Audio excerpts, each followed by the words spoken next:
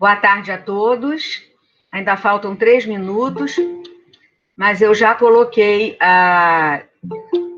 já estou colocando aqui a gravação, para gravar. Prefiro colocar um pouquinho antes para não correr o risco de esquecer. Eu coloquei aí no chat para vocês as instruções que estão sendo colocadas pela comissão organizadora, não é? Então, são muito importantes essas observações aqui.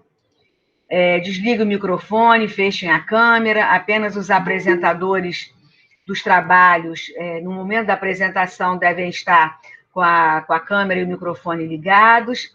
Podem fazer perguntas pelo chat, que serão respondidas ao final da sessão, dentro do possível. Coloquei também a ordem de apresentação dos trabalhos, que vocês já viram aí, e pediria aos 4 que vão apresentar, né, tem um grupo aqui que são 2 pessoas, se não me engano, né? Eu pediria que vocês prestassem bastante atenção no tempo, acredito que vocês já devam ter ensaiado, porque senão, atrasando o primeiro, entra no tempo do segundo, e assim consequentemente, de modo que todo mundo possa falar e que nós tenhamos também um tempinho ao final para respondermos as perguntas e podemos fazer, então, uma discussão. Queria dar boa tarde à professora Ilana, que é a coordenadora da especialização, que está presente também, e agradecer a todos que estão participando, que reservaram esse tempinho para estar conosco aqui na sessão. Então, Lucas, são 17h14, eu calculei mais ou menos 12 a 13 minutos para cada um, porque nós temos 1 hora de 17h15 às 18h15, já que às 18h30 teremos a palestra de encerramento. Então, eu calculei mais ou menos 1 hora, calculei mais ou menos 12 minutos, para que possamos, então, ter um tempinho de discutir alguma coisa ao final. Eu pediria, então, a Lucas, que é o primeiro, para já ir se organizando aí, para que possa começar a sua apresentação no horário correto. Pode ser, Lucas? Oi, Lucas? Lucas? Lucas, está me ouvindo? Lucas? Lucas, 17h15, você é o primeiro. Boa tarde, Rosane. Se ele não estiver ouvindo, você pode inverter a ordem, começar pelo segundo, depois ele apresenta.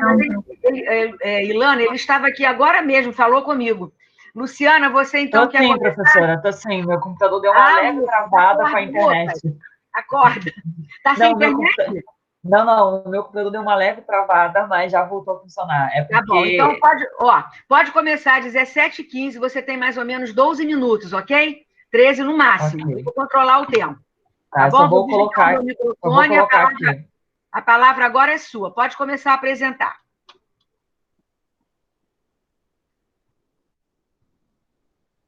Só um minutinho, professora, que não está indo.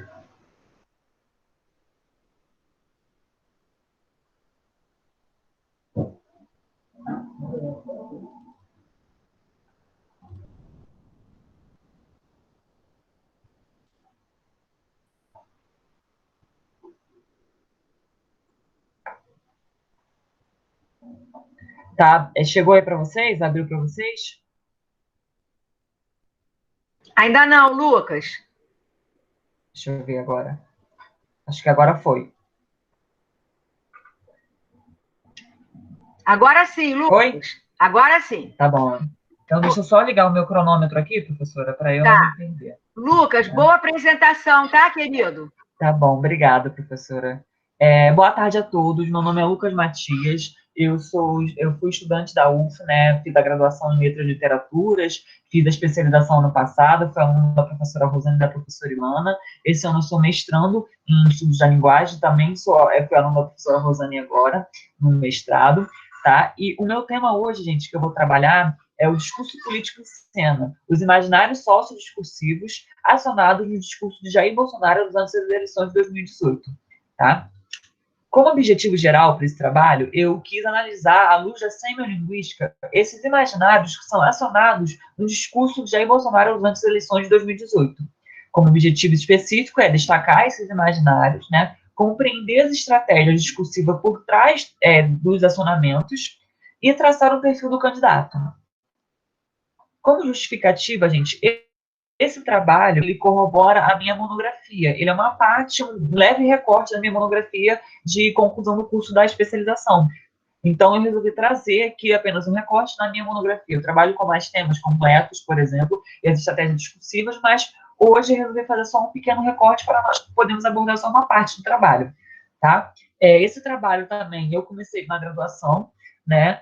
Fiz uma matéria quando eu estava lá em Portugal, eu fiz esse trabalho lá e quis dar continuidade nele na especialização.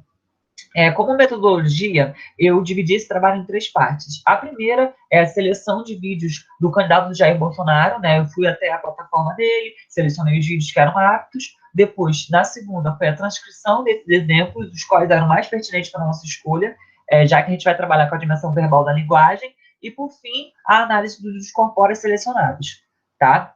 Então, gente, como o tema imaginário sociodiscursivo, eu trouxe um pequeno apanhado do que seria. O imaginário sociodiscursivo é um conceito formulado pelo professor e linguista Patrick Charrodot em seu livro Discurso Político de 2018, definido como interpretações coletivas de uma dada sociedade acerca de um determinado assunto. Dessa forma, são imaginários sociais, já que não consistem no imaginário individual, mas sim coletivo, e são também discursivos, porque esses mesmos imaginários são disseminados por meio de enunciados linguageiros na interação, que são introduzidos na memória coletiva dos falantes ao longo do tempo. Então, os imaginários, gente, são essas representações sociais que são perpassadas discursivamente, tá? Ainda assim, o professor Charrodot, ele classifica, ele estrutura esses imaginários em 2 grandes bases. A primeira grande base é, né, o saber de conhecimento, que são os saberes que tendem a estabelecer uma verdade sobre os fenômenos do mundo, uma verdade que foge à subjetividade do sujeito, e os saberes de crença, que, diferente dos saberes de conhecimento, não se relacionam com o conhecimento do mundo, no sentido de atribuir a ele, mas com as avaliações e apreciações, com os julgamentos. Esse fenômeno de crença, sim, ele está relacionado com os juízos de valores. Tudo bem? Então, eu fiz até um esqueminha aqui para a gente poder ver, que é os imaginários sociodiscursivos, saber de conhecimento, saber de crença, e aqui quais são as bases. O saber científico, o saber de experiência dentro do saber de conhecimento, e o saber de crença, que é o saber de revelação, e o saber de opinião. Bom, dentro do âmbito político, que é o tema do meu trabalho. Dentro do âmbito político, o professor Charrodot, ele destaca que os imaginários sociodiscursivos são muitos. Só que no discurso político, há 3 grandes esferas, 3 grandes instâncias que aparecem mais, que são os imaginários de tradição, de modernidade e de soberania popular. Tá? Eu trouxe alguns exemplos, mas eu trouxe só um exemplo de cada, porque como o tempo é bem curtinho, então para eu poder conseguir falar, tá? Mas na minha monografia há mais exemplos. O imaginário de tradição pode ser percebido nos seguintes exemplos. Então, o imaginário de tradição, só para contextualizar os colegas, é o imaginário que volta ao passado, que tem esse apreço pelo passado, por um passado ideal, tá? Então, aqui, um discurso proferido em um comício na cidade de Curitiba no dia 28 de março de 2018. Não aceitamos essa igualdade por baixo. Não podemos aceitar essas eleições sem o voto impresso. Chega de fraude na política. Com o voto impresso, vão perder no primeiro turno, tá? Aqui, gente, tá acertar, aceitar, porque foi como o candidato falou na hora. Então, a gente fez a transcrição ao pé da letra, tá? Então, vocês percebam que essa tá em vermelho o voto impresso, porque retoma essa ideia do passado ideal. Ou seja, com o voto impresso não vai ter mais corrupção, ok? Já o imaginário de modernidade, diferente do imaginário de tradição, ele aponta para o futuro, mas não necessariamente um futuro que seja tecnológico, tá? Ele apresenta tem essa ideia também de tecnologia, mas também são para modernidades voltadas para aquilo perante uma sociedade acredita no que é moderno, tá? No discurso à entrevista do canal Globo News, no dia 3 de agosto de 2018, ele fala: quero um Brasil negociando com todo mundo sem um viés ideológico. Eu quero um Brasil que invista em pesquisa e desenvolvimento para explorarmos nossa diversidade e agregue valor aos nossos outros recursos minerais que nós temos aqui. Então, vocês percebam aqui que aqui há 2. né? Ele fala que, negociando com o mundo sem o viés ideológico, apontando por uma proposta, uma solução moderna para resolver o problema. Aqui também já é uma ideia de pressuposto, ou seja, se ele quer um Brasil negociando sem viés ideológico, é porque o Brasil negocia com viés ideológico, na visão do candidato. E aqui também, vocês percebam o quê? Eu quero um Brasil que investe em pesquisa e desenvolvimento, então aqui já suscitando esse imaginário de modernidade e tecnologia. O terceiro grande imaginário que aparece, que é suscitado, que o Charles fala que aparece no discurso do Bolsonaro, é o de soberania popular. O de soberania popular consiste em você atrelar ao povo esse poderio, esse poder. É quase como você atrelar ao povo uma entidade, uma identidade de entidade divina, né? Como se o povo, esse poder ao povo, como se o povo tivesse todo esse poder, né? E ele fala aqui, no discurso proferido no comício em Curitiba, no dia 28 de março de 2018.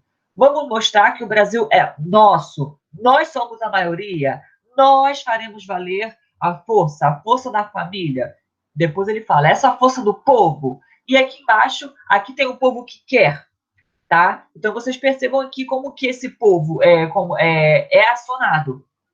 Eu destaquei também mais dois outros imaginários que eu gostaria de trazer para vocês, que é o imaginário de corrupção. Falando muito rapidamente, esse imaginário não é uma coisa nova. Ele sempre volta, né? Ele sempre está voltando esse imaginário. Só que acontece que alguns acontecimentos dão força para ele se vincular de novo, para ele se fortalecer. Eu destaco que desde as manifestações de 2013, depois com a reeleição da presidente Dilma em 2014, o impeachment, com a prisão do Eduardo Cunha, e tudo isso foi culminando para essa fortificação desse imaginário. Então, esse imaginário de corrupção é de que tudo que está aí é corrupto. Então, ele usa esse imaginário. Tá? E vocês percebam aqui no exemplo que essa aqui é a fala dele após a decisão do STF sobre a prisão em segunda instância, tá? Um pouco antes do ex-presidente Lula ser preso. Amigos, o que fica no julgado do dia de ontem, no meu bem entender, o Brasil marca um gol contra a impunidade e contra a corrupção, mas é apenas um gol, tá? O segundo que eu trouxe para destacar aqui, gente, é o imaginário de quebra de tradição. Eu também chamo esse imaginário de bons costumes. É um imaginário de que há uma quebra desses bons costumes, que ele está sempre referindo-se como tudo que é atual e tudo que é atrelado à esquerda quebra os bons costumes, tá? Então, vamos lá. Nós faremos valer a nossa força, a força da família. Essa família, gente, é a família heterossexual, que ele deixa bem claro que é a família tradicional, né? E um beijo nas mulheres e um abraço hétero nos homens. Então, ele destaca bem isso aqui, esse imaginário de tradição, de quebra, dessa quebra da tradição, então ele está tentando voltar. É justamente o movimento ao contrário. Tudo bem? Para além disso, então, eu trouxe aqui uma leve conclusão, tá, gente, para vocês, que eu fiz esse esquema aqui para poder ficar mais organizado. Como eu falei lá no início, eu ia tentar traçar um perfil para o presidente. Então, em primeira instância, esse imaginário, né, ele suscita o imaginário de corrupção e ele atrela à esquerda e ao Lula, esse imaginário, tá? Em segunda instância, ele atrela para si as imagens de capitão do exército e de conservador. Essa imagem de capitão do exército está atrelada ao imaginário de tradição e ao imaginário de corrupção. Porque de tradição ele está voltando àquela ideia de tradição, né, em que o Brasil foi coordenado por generais e sargentos coronéis do exército, e também de corrupção, porque ele acha que, sendo capitão do exército, o maior mal, que é a corrupção, vai acabar. Conservador, voltado para o imaginário de tradição, porque o imaginário de tradição também aponta para essa ideia de conservador, então a gente já sabe que está tudo interligado. E, em terceira instância, uma coisa que eu notei é que todos os discursos que eu analisei, o principal bordão do candidato é que o Brasil precisa de um presidente honesto, patriota e cristão. Então, ele evoca tudo isso. E como que ele evoca esses imaginários? A imagem de honesto pelo imaginário de corrupção, ou seja, né, pelo pressuposto. O Brasil é corrupto, então, para resolver esse problema, ele precisa de alguém que seja honesto. O patriota pelo imaginário de quebra de tradição, ou seja, a gente não tem um presidente que seja patriota, a gente precisa de alguém que vai resolver, que seja nacionalista. E o cristão voltou no imaginário de tradição, porque o imaginário de tradição também volta para a ideia dessa religiosidade. Tá bom, gente? E essas foram minhas referências. Agradeço a todos pela atenção. Parabéns, Lucas. Você conseguiu dar o seu recado no tempo. É um bom trabalho, você já tinha apresentado no seminário da pós, né? Meus parabéns. Vamos deixar, então, as perguntas, ou se alguém quiser fazer algum comentário, vamos deixar, então, para o final, e passamos, então, agora para a Luciana, que é a segunda a apresentar. Tudo certo, Luciana? Tudo bem. A Karine é que vai passar os slides, tá, Rosane? Tá bom, não tem problema. Então, agora a palavra é sua, tá? Bom trabalho. Okay. Obrigada.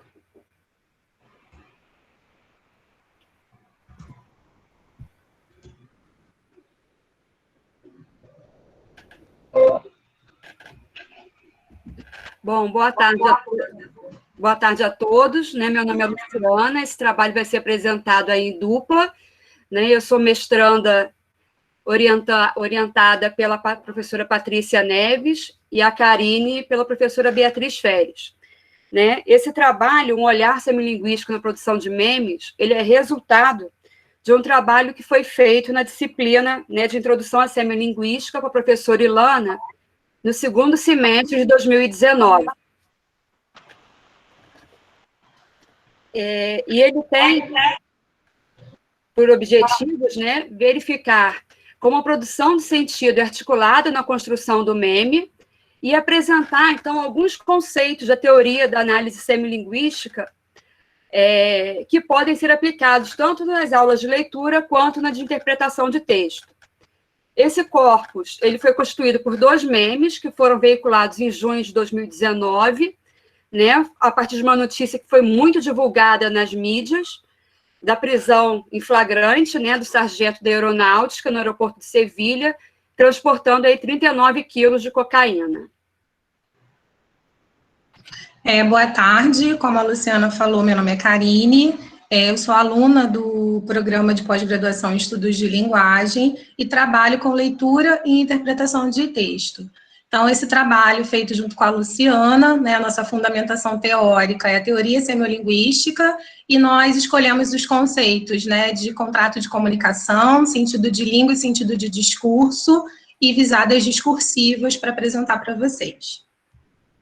A gente sempre pensa na aplicabilidade ao ensino de língua portuguesa, então, como trabalhar a leitura e a interpretação de memes com os alunos do ensino médio. Nós escolhemos o ensino médio porque o tema abordado aqui nesses 2 memes, eles não são adequados para os alunos das séries iniciais do ensino fundamental. A gente sabe que o meme ele pode ser trabalhado com essas séries iniciais, mas a gente precisa também ficar atento à temática. Tá? Então, em relação a esses 2 memes que nós escolhemos, nós podemos trabalhar em sala de aula, né, com a narração, com a descrição, a argumentação, o desenvolvimento de questões inferenciais, os saberes de crença e de conhecimentos que já foram mencionados, né, pelo Lucas na apresentação anterior, os valores sociais, as características do gênero, as restrições e a liberdade de criação do gênero, pensando na situação de comunicação ali apresentada. Bom, e aí os 2 memes que nós vamos analisar são esses 2 memes aí na frente de vocês vão estar visualizando, e a gente percebe, né, fazendo uma breve descrição aí dessas imagens, uma leitura bem superficial, que a gente vê o presidente Jair Bolsonaro, aparentemente lá no seu gabinete, com uma expressão de preocupação, apertando aí o nariz, né? Nessa mesma imagem, na figura 1, a gente observa aí 5 carreiras de alguma substância branca, né? E sobre a cabeça dele passava aí um avião da FAB com muita fumaça. Já nessa figura 2, a gente analisando aí essa imagem, a gente percebe um avião da FAB, aí já voando, né? Sobrevoando, um céu azul, sobre algumas nuvens. E a gente observa aí que esse avião, ele foi personificado, né? A ponta do avião, ele tem um nariz, né? Então, pensando não só na descrição da imagem, mas também ali nas 2 frases que aparecem, né, junto às imagens para compor o meme, a linguagem verbo-visual, a gente pensa no contrato de comunicação, né, um conceito super importante para a teoria semiolinguística, e que a gente pode levar isso também para os nossos alunos, lógico, que não mencionando a nomenclatura, os nomes específicos, mas levando de alguma forma essa análise. Então, o contrato de comunicação é a condição para os parceiros de um ato de linguagem, que se compreende para os parceiros de um ato de linguagem se compreenderem minimamente e poderem interagir, construindo o sentido, que é a meta essencial de qualquer ato de comunicação. E o que a gente precisa aí pensar? Identificar como essa situação de comunicação se constrói, levando em consideração as expectativas da troca, a identidade dos sujeitos envolvidos, papéis sociais, a intenção comunicativa, quem fala para quem, fala o quê, fala de que modo, né? Então, os sujeitos, os saberes que são compartilhados, as crenças, os valores, os ideais, e também o poder de legitimidade e credibilidade, né? Quem fala para quem, em que situação. E não podemos nunca deixar de analisar, né, não só como analistas do discurso, mas também em sala de aula com os nossos alunos, as restrições que são impostas pelo gênero e pela situação de comunicação. Nós colocamos aqui algumas observações em relação ao gênero meme, acredito que vocês já devam saber, mas é importante a gente mencionar aqui, já que foi o gênero escolhido. Então, atualmente, os memes passam a simbolizar objetivamente elementos da cultura popular nos ambientes virtuais, são um fenômeno típico da internet e podem se apresentar como imagens legendadas, né, de acordo com o que nós escolhemos ali no nosso exemplo, ou vídeos virais ou expressões difundidas pelas mídias sociais. E os efeitos de sentido são construídos por meio da linguagem verbo-visual. As atividades interpretativas resultam de inferências linguísticas e extralinguísticas e do sentido de língua e sentido de discurso, que a gente depois vai mostrar como isso é aplicado ao corpus. Aqui colocamos um quadrinho para diferenciar o que é o sentido de língua, né, e o que é o sentido de discurso. Então, o sentido de língua é o sentido transparente, o sentido explícito das palavras, a partir das suas redes de relações e de combinações. O processo de ordem categorial, o saber idiomático, então, é o saber linguístico. E o sentido de discurso é o sentido opaco, o sentido indireto, implícito, construído a partir das inferências e a partir do saber discursivo, ou seja, de acordo com a situação de comunicação. Bom, partindo então disso, nós vamos fazer uma análise linguística que a gente percebeu aí que o meme é composto, então, da linguagem verbal e não verbal. Na linguagem verbal, a gente tem a seguinte expressão linguística: pode já ir se acostumando. A gente percebe aí nessa expressão que há uma intencionalidade do sujeito enunciador que causa uma ambiguidade, né? O substantivo aipó, grafado com letra maiúscula, já ressalta que é uma droga ilícita, né? E ao ser pronunciado junto com a preposição de, no processo de justaposição, pode já ir, a gente percebe que revela aí o fato do presidente, né? Revelaria ao presidente que o fato de contrabandear cocaína em aviões da FAB já é uma ação corriqueira. E pode já ir se acostumando, esse D aí dando ideia de posse, essa preposição, indicaria que a droga pertence ao presidente. Então, a gente tem aí uma ambiguidade. Se a gente perceber o nome Jair, também é um elemento de ambiguidade, provocador dessa ambiguidade. Se a gente falar separadamente as sílabas, pode já ir se acostumando. A gente percebe que esses fatos seriam já comuns e que a população deveria achar isso normal, né? Já na figura 2, a expressão que aparece é isso explicaria tanta coisa, né, que aparece aí na imagem acima do avião. Essa interjeição já mostra aí uma ironia, né? O isso se referindo aos 39 quilos da cocaína, né? Foi empregado aí anaforicamente. O explicaria, o futuro do pretérito, aí já mostra uma identidade narrativa, né? Uma ação que ainda está por vir, mas depende de outra. O pronome aí, tantas, porque aí é tanta coisa, uma ênfase, né, de uma forma vaga, imprecisa, que tem muita coisa aí para ser explicado, que está por debaixo dos panos, né? Coisa, generalizando, né? Esse substantivo aí generalizando. As reticências, já deixando aí que vai muito além do que foi dito, né? Dando a entender que tem muito mais coisa aí por trás. E também significando aí talvez uma ironia, né? Essas reticências. E aí a gente percebe, então, as categorias de língua, né, e as categorias, né, no sentido aí de língua, sendo aplicadas às categorias de discurso. A gente tem aí o processo de semitização do mundo, né? E o último conceito que nós escolhemos para trazer hoje para a nossa apresentação, as visadas discursivas, correspondem a uma intencionalidade, né, que determina a expectativa do ato de linguagem do sujeito falante e a própria troca linguageira. Então, nós escolhemos aqui algumas visadas para exemplificar para vocês. Visada de prescrição, e aí seria o eu quer mandar fazer alguma coisa, no caso aí, acostume-se, né, deve fazer, acostumar-se. A visada da solicitação, na figura 2, o eu querer saber, e ele está em posição de inferioridade, então o eu anseia por uma resposta sobre os fatos que estão ocultos nas viagens oficiais. A visada da incitação, né, mandar fazer algo, nesse caso, procura-se mostrar a necessidade de a população brasileira saber realmente o que ocorre durante essas viagens oficiais. E tanto na figura 1 quanto na figura 2, nós temos a visada da patemização, provocam no leitor algum tipo de sentimento, ou seja, os eleitores aí do Bolsonaro, né, ao ver a primeira imagem, vão ter um sentimento de compaixão, de solidariedade, poxa, coitado do presidente, né, perseguido pelos outros eleitores da oposição, enquanto a oposição vai achar, nossa, né, que sentimento é esse que eu vou ter, lógico, de raiva, de desprezo, o presidente não sabia daquela situação, como assim? Então, a patemização aí para mostrar que nós temos também sentimentos que são provocados e dependendo aí de tudo que a gente falou anteriormente, dos conhecimentos de crença, né, das crenças, dos conhecimentos.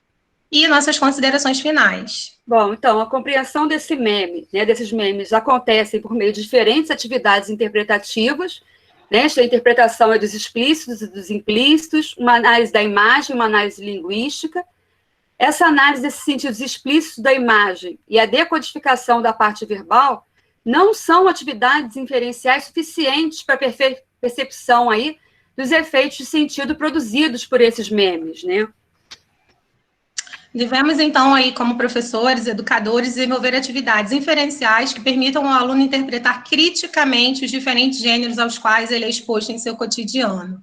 As atividades de leitura e de interpretação de texto devem ir além do sentido explícito das palavras, isto é, devem compreender o texto em sua totalidade, apreendendo os vários sentidos que estão por trás das escolhas feitas pelo autor e que são deixadas no texto para serem desvendadas. Então, sempre pensar aí no processo e trabalhar, desenvolver questões inferenciais. Aqui, nossas referências. Muito obrigada a todos. Parabéns, Karine e Luciana, pela apresentação, um belo trabalho, bem articulada, a teoria com a análise, meus parabéns.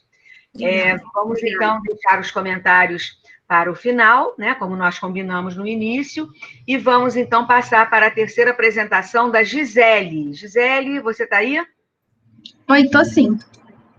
Então, Gisele, a palavra é sua agora. Bom trabalho. Obrigada.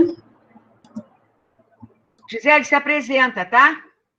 Sim, estou tentando só abrir aqui o slide. Tá só bom. Um minutinho.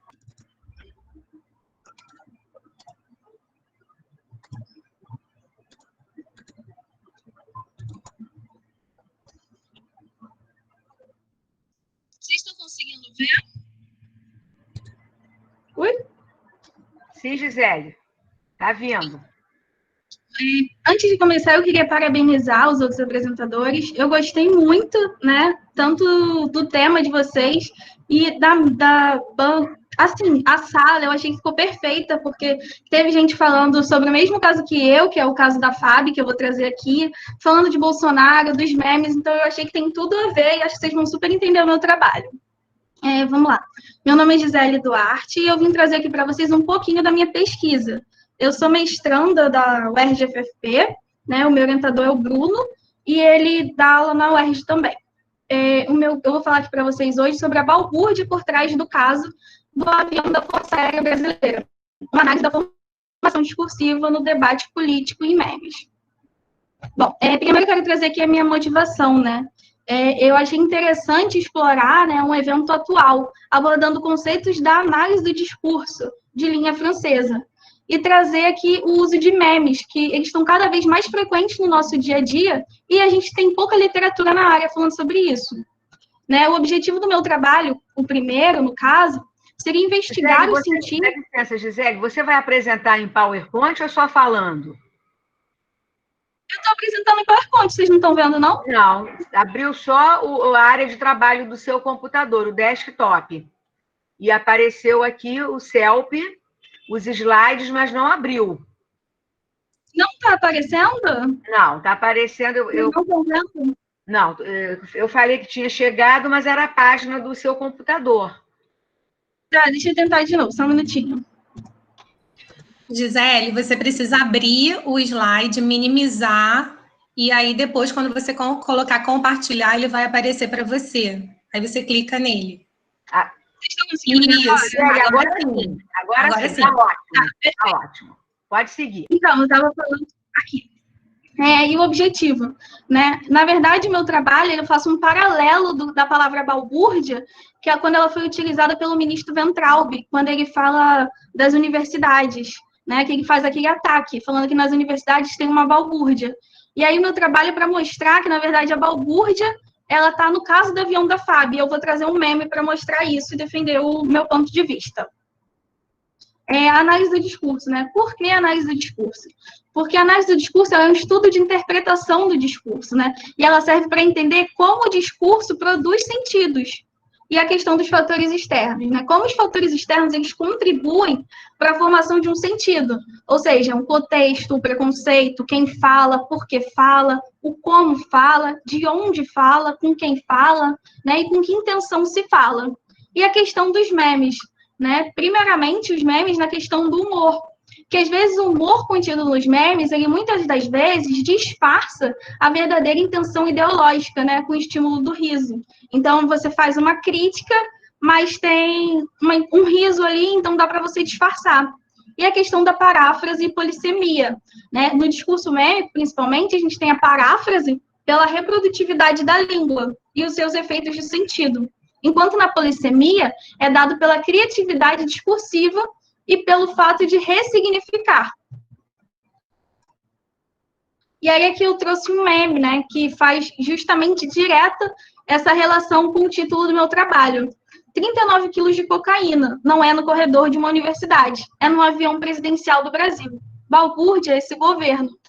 E aí, para a gente entender os memes, né, principalmente esse, eu vou falar desse especificamente, a gente precisa sempre trazer o quê? A memória. Né? Porque para algo ter sentido, o meme ele sempre faz relação a uma outra coisa, um outro fato, alguma coisa que já foi dada.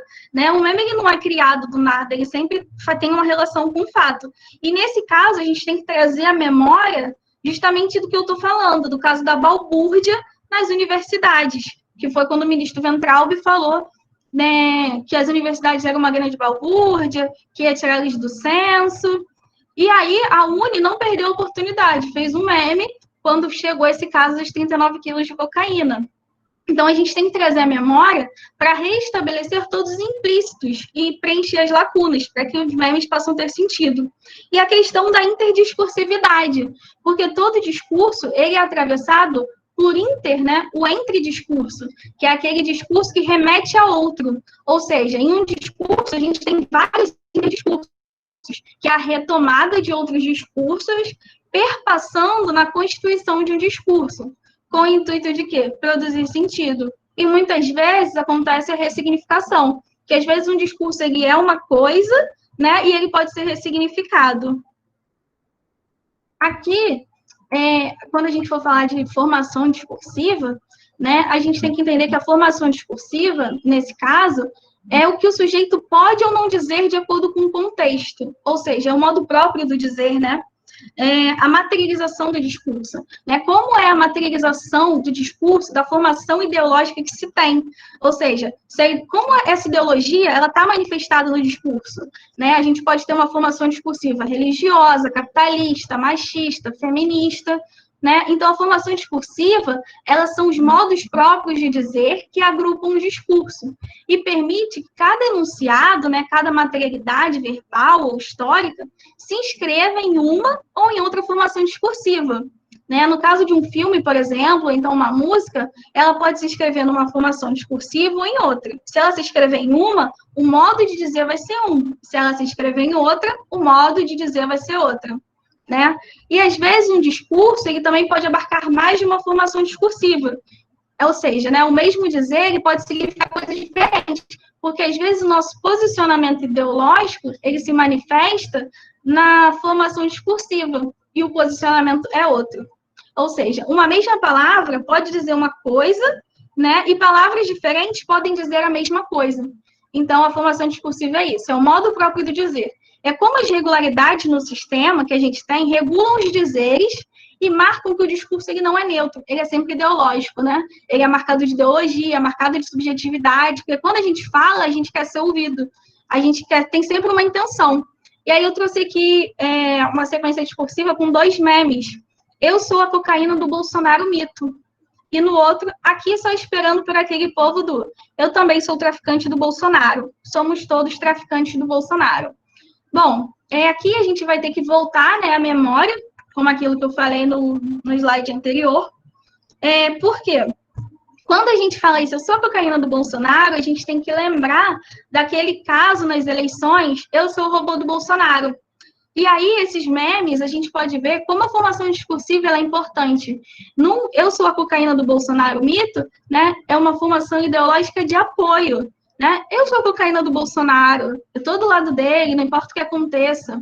Já no outro, só esperando aquele povo do eu também sou traficante do Bolsonaro, já é uma crítica direta. E aí eu queria destacar, né, as hashtags, que foi assim que eu cheguei nesses memes, né? Bolsonaro, Aero, Coca Fábio, e na época elas chegaram a ficar como principais no Twitter, todo mundo falando sobre esse caso.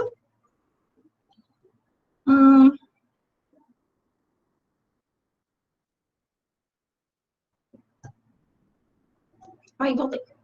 Considerações finais, porque o tempo é muito curto, tinham mandado um e-mail para a gente falando que era em média uns 10 minutos, e eu preparei uma apresentaçãozinha bem rápida, até mesmo porque o meu trabalho ainda está em andamento, e aí eu queria aqui compartilhar com vocês, né, que o meu trabalho ainda está em andamento, então a gente aqui está tentando refletir sobre algumas questões de linguagem, né, para a discussão desse gênero virtual, porque aqui eu trato o meme como um gênero virtual.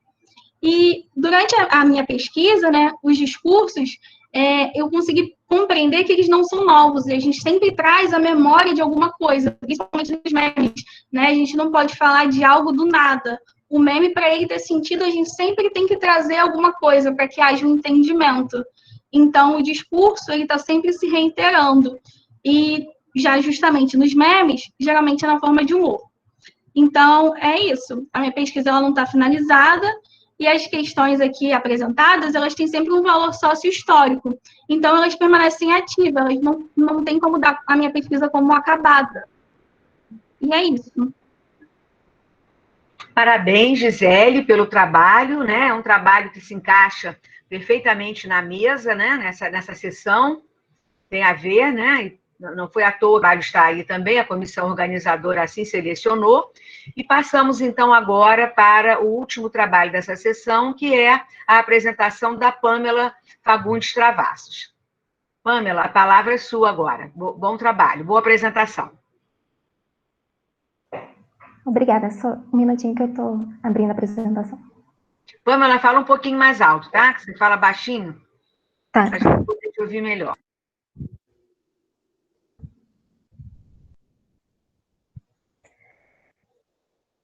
Tá dando para ver a tela?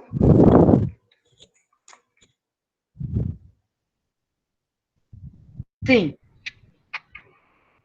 Sim. Tá. Boa tarde, meu nome é Pamela. Eu vou apresentar aqui brevemente uma parte da minha monografia da especialização na UF, onde eu contei com a orientação da professora Rosane Monerá. E o título é Análise Formal, Funcional e Discursiva de Memes com Perífrases Verbonominais e Propostas de Aplicação Prática ao Ensino. Então, o tema é o ensino de construções com verbo suporte dar a partir de memes, como nesses que a gente pode ver nessa imagem. Resolvi dar uma caminhada para passar o estresse, estou aqui na fronteira do Paraguai. Então, a gente percebe que dar uma caminhada não foi algo breve, rápido, mas foi uma longa caminhada proporcional ao estresse. E no outro, confio, entrego, dou uma surtada e agradeço, em que a gente tem uma pessoa, né, meditando, uma situação de calma ali, num estado de calma, e dá uma surtada, tem intensidade ali, de vez em quando. A justificativa do trabalho é a falta de descrição sobre as estruturas com verbo suporte, e também são raros, né, poucos estudos sobre o gênero textual meme, gênero multimodal, e como contribuição a gente traz a formação de leitores e produtores de texto mais críticos e conscientes dos diversos valores e sentidos dessas construções em memes. Como pressupostos teóricos, contamos com orientações relacionadas ao gênero textual, à multimodalidade, ao meme, à linguagem visual, ao humor, às noções de aspectualidade, modalidade, intersubjetividade e as construções com verbo suporte. A metodologia é qualitativa, analisamos 10 dados de memes, né, de construções com verbo suporte em memes, retirados de redes sociais, produzidos em 2019. Os objetivos são fazer uma análise formal da forma e da função dessas construções nos memes, observar como se dá a abordagem do fenômeno em algumas gramáticas tradicionais, analisar efeitos de sentidos e valores envolvidos com essas construções, observar a influência do contexto e do cotexto, incluindo as imagens, e apresentar uma proposta de atividade com os memes para serem trabalhados em sala de aula. Como hipóteses, a gente tem que tanto o contexto como o cotexto podem influenciar para as diferentes possibilidades de sentido. Essas construções não indicam só a brevidade, o aspecto não durativo, mas também indicam modalidade, intersubjetividade, aspecto reiterativo, né, a repetição, cuidado com o outro, uma tentativa de atenuação, e entre outros valores. Observando como se dá a abordagem desse fenômeno em gramáticas tradicionais, a gente percebe que apenas Rocha Lima menciona algo relacionado a essas construções, dizendo que são conglomerados, como construções verbo mais objeto direto, que equivalem muitas vezes a verbos simples. Então, o foco dele está na possibilidade de equivalência da construção com verbo suporte com verbos simples. Então, partindo para a análise do primeiro meme, a gente tem o seguinte, né? Vamos dar uma saída rápida. Ok, vou só pentear o cabelo. E aí a gente tem dar uma saída rápida, indicando algo breve, aspecto não durativo, mas a gente percebe que há uma contradição entre, ok, vou só pentear o cabelo, e a imagem, em que a gente vê que tem uma mulher bem arrumada, maquiada, e isso leva um certo tempo. Então, ela não foi só pentear o cabelo, mas também foi se arrumar. No segundo meme, a gente tem dia de prova, o professor, o que estudou, o que não sabia, o que estudou, o que não quer nada e o que dá uma revisada no dia. Então, dá uma revisada no dia é aquele que vai olhar brevemente, superficialmente ali, um pouco antes da prova. Quem ainda não deu uma surtada violenta esse ano, não está vivendo esse ano direito. Então, a gente tem que dar uma surtada violenta, se estressou, né? A gente tem um valor moral para suavizar, para amenizar um pouco esse enlouquecer desse ano. Tem tanta coisa da faculdade para fazer que não sei nem por onde começar. Acho que vou começar dando uma deitadinha. Então, aqui, a pessoa tem algumas tarefas da faculdade para serem realizadas, mas ele começa dando uma deitadinha que, muito provavelmente, não vai ser algo rápido, vai ser algo demorado, ele provavelmente vai dormir por bastante tempo, então ele tem ali o valor modal, porque ele está amenizando, suavizando, através dessa construção com verbo suporte, diminuindo a sua responsabilidade, como se fosse algo simples, não cumprir com as suas responsabilidades, o seu compromisso com a faculdade. Passando, então, a uma proposta de aplicação prática ao ensino, eu vou apresentar algumas questões para serem apresentadas aos alunos do terceiro ano do ensino médio. As questões podem ser realizadas em grupos de até 3 alunos em casa, com acesso à pesquisa sobre o tema. Na primeira questão, a gente apresenta os memes que foram analisados na monografia. Eu não pude apresentar todos aqui por questão de tempo, mas são apresentados os memes e é solicitado ao aluno que identifique primeiramente o gênero textual e diga quais são as características principais desses memes, levando em consideração o conteúdo, a forma, a composição, o sentido que está em jogo, o estilo, a linguagem verbal, analisa a imagem, e também o propósito comunicativo, e também para dizer onde está o humor nesses textos. A gente espera, então, que o aluno identifique o gênero textual meme e apresente algumas características, como o humor, a ironia. Esses textos apresentam não só texto verbal, mas também imagem. A linguagem é mais coloquial, mais informal, traz um conteúdo que é de conhecimento compartilhado, também isso gera humor. O meio de circulação é virtual, acontece nas redes sociais, tem o propósito de fazer rir. E o humor muitas vezes está na quebra da expectativa, na aproximação com fatos, acontecimentos e sentimentos da realidade, em que a gente tem uma identificação do leitor com aquela situação representada no meme. Uma outra questão seria uma proposta de pesquisa com familiares e amigos, de modo que o aluno pergunte a seus familiares e amigos qual o sentido das construções com verbo suporte em questão, né, que estão presentes nos memes. A gente espera que as pessoas identifiquem, percebam a noção de brevidade, cuidado com o interlocutor, essas construções sendo usadas para amenizar uma certa responsabilidade e até outros sentidos. Uma outra questão é produzir memes. Então, a primeira foi para analisar, a segunda para fazer uma pesquisa e a terceira para produzir um meme usando uma construção com verbo suporte. Então, a gente espera que o aluno produza um meme que contenha essas características essenciais do gênero e que ele use adequadamente a construção dentro do contexto selecionado. Como considerações finais, a gente tem que o uso dessas construções contribuem nesses memes para nos tornar mais competentes comunicativamente. A gente tem a nossa capacidade de expressão potencializada, a gente vê uma vasta produção de sentidos e valores sendo construídos com o uso dessas construções nos memes, e a gente espera que o aluno tenha um repertório de conhecimentos ampliado, né, que eles escolham conscientemente os recursos que a língua oferece para uma potencialização da capacidade expressiva apropriada a esse mundo globalizado da internet atual. Aqui estão as referências, e muito obrigada. Queria dar os parabéns à Pamela, não é? O trabalho de Pamela é um trabalho de bastante fôlego, né? Ela apresentou esse trabalho, ele é um resumo do que ela apresenta na monografia de especialização, que ela terminou esse ano. Eu tive o prazer de orientar, né? E aqui eu quero fazer o elogio a ela, porque ela teve 10 da banca.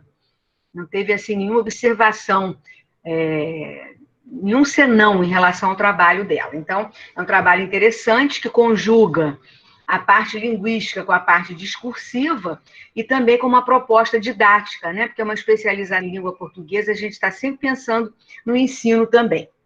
Então, agora, nós ainda temos um pouquinho de tempo, né? Mais ou menos 15 minutos, e eu gostaria, então, se vocês quiserem fazer alguma pergunta aos apresentadores, né? Ao Lucas, a Karine, a Luciana, a Gisele e a Pamela, vocês podem escrever aí no chat que eu passo a pergunta a elas. Eu vou abrir agora, então, a possibilidade de discussão aí. Se tiverem alguma dúvida, algum comentário, podem, então, colocar aí no chat que eu farei, então, a intermediação, passarei, então, aos apresentadores. Vamos aguardar um pouco. Não fiquem tímidos, não. É muito bom que vocês participem, né? Que trocando ideias assim, a gente sempre aprende muito, né? Vocês, a gente tem sempre a oportunidade de aprender alguma coisa. Esses encontros, esses eventos são muito importantes, que abrem essa possibilidade. Então, eu queria dizer aqui que nós chegamos a ter hoje 40 pessoas aqui no nosso grupo de encontro. Eu acho que é uma presença bastante forte, né? Bastante maciça. E aí eu queria agradecer a todos vocês de antemão. Estou aguardando aqui que vocês façam as perguntas. Ninguém quer perguntar nada? Vocês estão tímidos? Bom, então eu vou começar. Eu vou começar para animar vocês, tá bom? Como os últimos serão os primeiros, eu vou, então, fazer uma pergunta para a Pamela. Né? Pamela foi a última a apresentar. Pamela, por favor, abre seu microfone aí, está aberto? Eu vou perguntar a você o seguinte. Eu acho que você já é professora. Você dá aula, Pamela? No momento, não. Você teve a oportunidade de aplicar esses exercícios em alguma turma? eu gostaria de saber, porque é interessante quando a gente tem um retorno, né? Sim. Eu ainda não tive a oportunidade de aplicar em sala de aula, mas eu pretendo produzir um artigo para ser publicado para contribuir com outras pessoas também que estão em sala de aula que podem aplicar de forma mais imediata. Porque isso é muito interessante. Você propõe atividades aí bastante interessantes. E o seu assunto é muito interessante, porque além de você estar trabalhando com um gênero textual, vamos dizer assim, de vanguarda, né, atualíssimo, que é o meme, você também trabalha uma questão linguística bastante atual na linguagem comum, né? É o uso de verbos fora do seu significado, vamos dizer assim, original, chamamos de verbos suportes, né? Então, a gente forma sintagmas cristalizados, né? Que passam a ter outro significado, né? Dar uma voltinha. É um estudo muito interessante. Eu até gostaria mesmo que você publicasse um artigo, né? Que disponibilizasse, porque, na verdade, o ideal é a gente não guardar o conhecimento na gaveta, né? E sim disponibilizar para todos, né? Isso aqui é importante no mundo acadêmico. Bem, o Rogério Rodrigo, eu acho que ele vai fazer uma pergunta aqui. Mas aí eu queria saber, falou-se em apresentar os memes e não citar a presidência em sala de aula. Bom, isso já não é para a Pamela.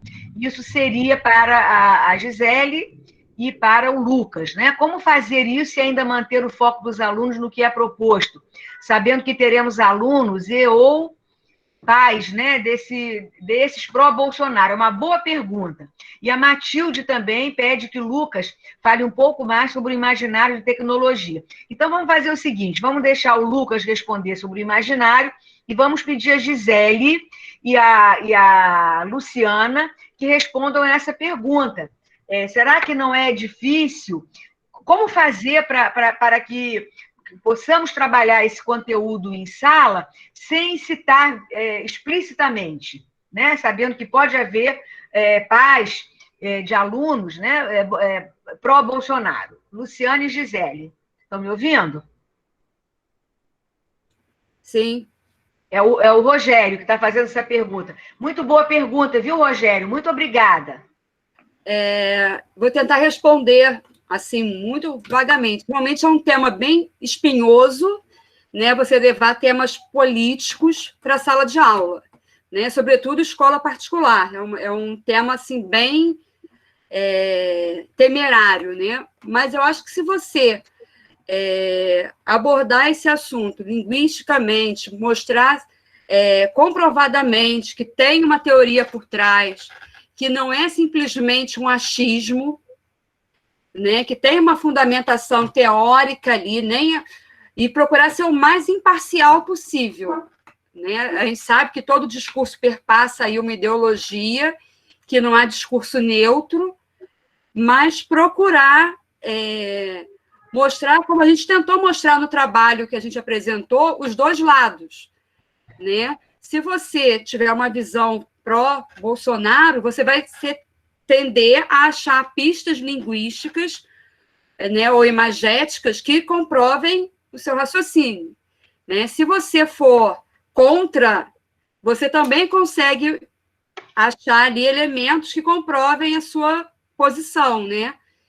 Então, é tentar mostrar para o aluno que existe, sim, que a língua permite várias possibilidades, né? E por isso que a gente falou também que era procurar trabalhar mais com o ensino médio, esse tipo de tema, porque você supõe que o aluno já tem uma maturidade para entender o que você está explicando, né? É diferente de um aluno de Fundamental 2 trabalhar com um tema desse. É verdade. Karine também poderia falar sobre isso, né? Que ela está trabalhando mais a questão da interpretação. Então, eu acho que trabalhar com sexto ano, por exemplo, um tema desse, você não vai conseguir nem apresentar a pergunta da interpretação. Vai ficar só ali a discussão, né, vai render e a sua aula vai terminar e a gente não vai conseguir concluir. Eu acho, como a Luciana falou, é sempre mostrar que, de acordo com o seu conhecimento, de acordo com as suas crenças, com os seus valores, com os seus ideais, você vai interpretar aquele texto de uma maneira diferente. Então, de repente, até propor, né, à turma uma discussão ali, né, olha, vocês vão ter que demonstrar quais são os argumentos apresentados aqui no meme que levaram vocês a acreditar que aqui esse meme está sendo a favor da presidência, né? Quais foram as marcas linguísticas, quais foram os argumentos, né? O que levou você a interpretar dessa forma. E o Luciana falou, a gente trouxe aqui para o ensino médio, mas a gente também não tem como adivinhar, cada turma é uma turma. Então, pode ser que uma turma tenha mais maturidade, outra não, e a gente vai tentando buscar esse equilíbrio. Na escola particular é muito mais difícil. Na escola pública, você, às vezes, até com uma orientação da coordenação e da escola, da direção, você consegue ainda trabalhar essas questões. Mas nós, como professores, estamos aí nesse dilema e precisamos pensar nessas práticas, sim. E até porque entra também uma questão das drogas, né?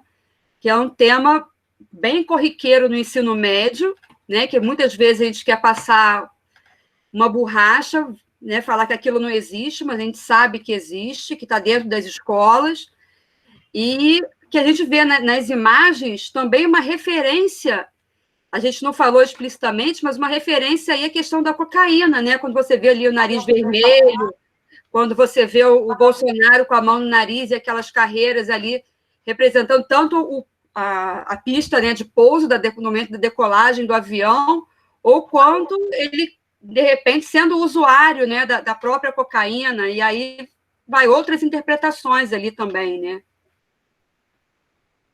Bom, Gisele, você quer falar alguma coisa sobre isso, já que no seu trabalho também você fala nas formações discursivas, né, que alicerçam esses gêneros textuais, você gostaria de falar alguma coisa?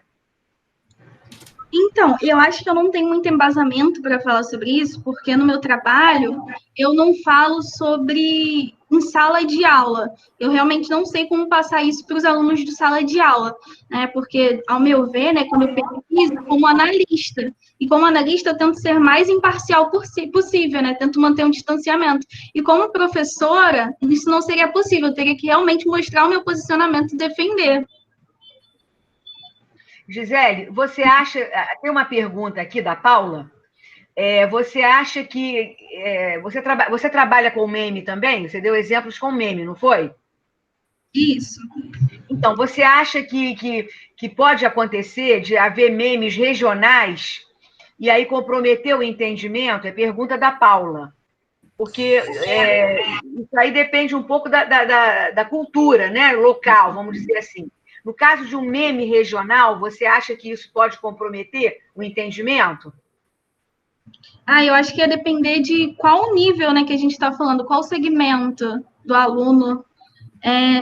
Mas provavelmente eu acredito que não, ainda mais dependendo de como ele for trabalhado, né? Se a gente, na hora de explicar, mostrar isso, né? Explicar tudo certinho, eu acredito que não vai comprometer o entendimento, não. Obrigada, Gisele. Agora eu vou passar a pergunta para o Lucas, que a pergunta do Lucas eu já tinha feito ainda há pouco, né? É o seguinte, a Matilde pede que o Lucas fale um pouquinho mais sobre o imaginário da tecnologia. O nosso tempo está acabando, né? Porque a nossa sessão vai até 18h15. Eu já convido vocês para a sessão de fechamento, que é às 18h30. Então, se o Lucas quiser falar um pouquinho sobre essa questão do imaginário da tecnologia, eu acho que a gente fecharia bem e todos os participantes, né, que apresentaram o trabalho tiveram a oportunidade de falar um pouquinho. Vamos lá, Lucas. Então, querida, sobre o imaginário de tecnologia, o que eu vejo é que o imaginário de tecnologia, e pela leitura do livro do Charles Bukowski, que inclusive é um livro muito bom, depois eu até posso pedir para a professora colocar aqui, ele fala que o imaginário de tecnologia está dentro do imaginário de modernidade. Quando a gente pensa em moderno, é sempre apontando para o futuro. Quando a gente pensa o futuro, todas essas construções sociais, construções sociais de filmes, de de jornais, de histórias tão voltada para esse imaginário de tecnologia. A tecnologia, por exemplo, se a gente pensa naquele filme De Volta para o Futuro, em 2020, aquele filme tinha carros voadores. Então, aquilo é o imaginário de que é o moderno, de que é o novo. Hoje, em 2020, nós, né, não vemos muito bem o que é isso. Então, o imaginário de tecnologia está extremamente ligado com o imaginário de moderno do que é tecnológico, mas está voltado mais pronto mesmo na tecnologia.